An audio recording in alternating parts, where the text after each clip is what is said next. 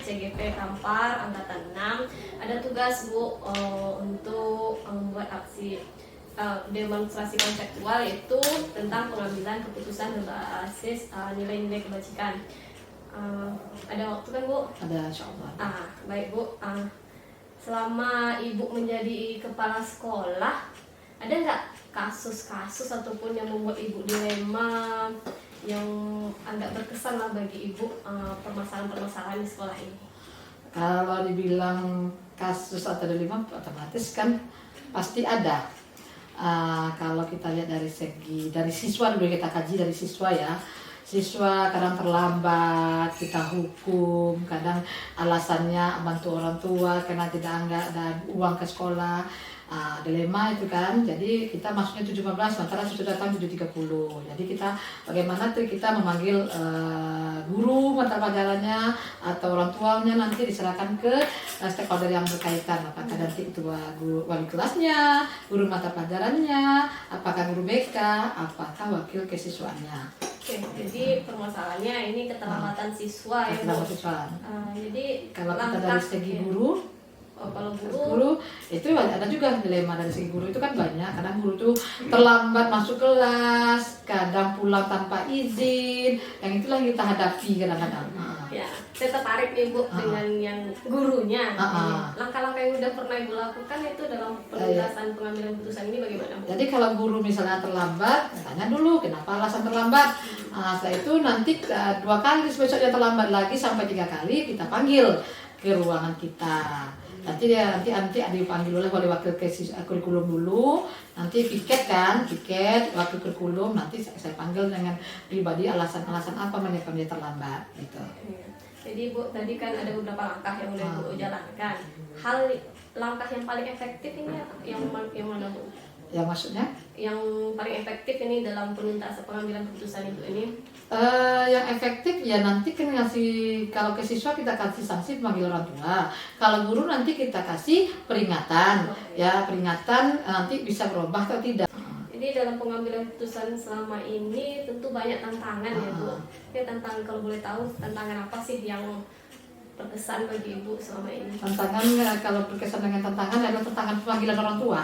Karena kadang-kadang penyampaian sang anak ini kepada orang tuanya berbeda. Kadang-kadang kita menyampaikan mungkin gurunya atau guru mata pelajaran atau kejadian-kejadian sekolah berbeda dengan penyampaian di rumah. Disitulah kadang-kadang orang tua itu tidak menerima. Kadang-kadang ada yang menerima, ada juga yang menerima. Apalagi nanti si A berkelahi dengan si B berkelahi si A. Kadang-kadang itu yang kita ya sampai kita juga memanggil orang tua komite sekolah untuk mencari kebijakan yang betulnya. Memanglah siswa ya Bu. Iya siswa.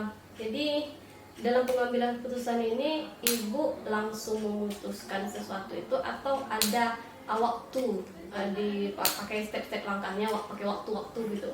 Itu kalau keputusan tertentu kalau kita lihat udah selesai dari bawah dulu ya kan, dari misalkan ada wali kelas, guru mata pelajaran, wali kelas, BK, kurikulum, nanti kan sama saya langsung tuh kan akan terlihat kasus. Kalau kasusnya terlalu tinggi ya kita langsung panggil hari itu, kita selesaikan hari itu. Berarti kondisional. Kondisian. Selama ini faktor-faktor yang mempermudah Ibu dalam mengambil keputusan itu apa aja Bu? Ya karena kita kan tidak bisa bekerja sendiri. Ya kita bekerja sendiri, ada guru, ada wakil, ada kajur, dan juga ada komite. Jadi kalau seandainya keputusan itu ya kalau dengan saya sendiri selesai ya saya selesaikan. Tapi kalau perlunya dengan menggunakan komite atau pihak yang lain ya kita harus berlibatkan. Jadi dengan adanya stakeholder di bawah Ibu, alhamdulillah dapat mempermudah Ibu dalam mengambil keputusan Ibu. Jadi dari permasalahan ini Ibu, pengambilan keputusan yang udah Ibu ambil, pembelajaran apa yang dapat Ibu petik?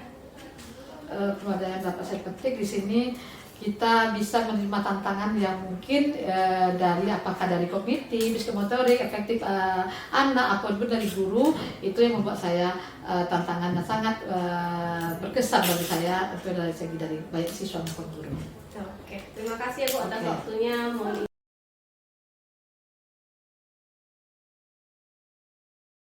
Selama Bapak jadi kepala sekolah,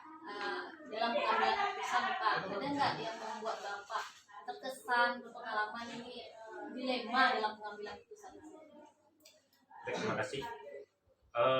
Yang namanya seorang pimpinan mengambil keputusan tidak selamanya bisa diambil oleh pimpinan itu sendiri, tapi butuh beberapa masukan dari orang-orang tertentu, minimal dari para staf wakil, para staf pembantu. Nah, ada satu permasalahan yang pernah muncul, yang pernah saya alami. Masalah ini berhubungan dengan konteks siswa yang ada di sekolah. Kalau kami pandang secara pribadi, siswa itu pada visinya bagus, kelakuannya bagus dan segala macam. Cuman ada beberapa hal yang membuat dia itu menjadi semacam konflik interest dengan beberapa guru karena kegiatannya yang banyak tadi. Nah, ada seorang guru yang mungkin pada prinsipnya guru tersebut itu ingin menegakkan aturan-aturan disiplin yang ada di sekolah. Pada prinsipnya itu bagus. Mungkin tekanan yang akan muncul dari guru itu membuat siswa ini menjadi kelelahan, siswa ini menjadi semacam beban mental yang ada dalam diri. Ketika dia bermusyawarah, kebetulan kita di sekolah punya PTS semacam pendamping siswa lah, dia berkomunikasi dengan guru pendamping tersebut. Guru pendamping itu menasihati dan berkomunikasi dengan guru yang bersangkutan. Tetapi mungkin karena satu sisi mereka sama-sama benar, guru ini mendapat laporan dengan anak yang ada, sementara guru ini mendapatkan disiplin, jelas semacam permasalahan apa yang mesti dilakukan, bagaimana yang akan dilakukan terhadap orang-orang tersebut. Nah, anaknya bagus, gurunya bagus, kelakuan dilakukan bagus.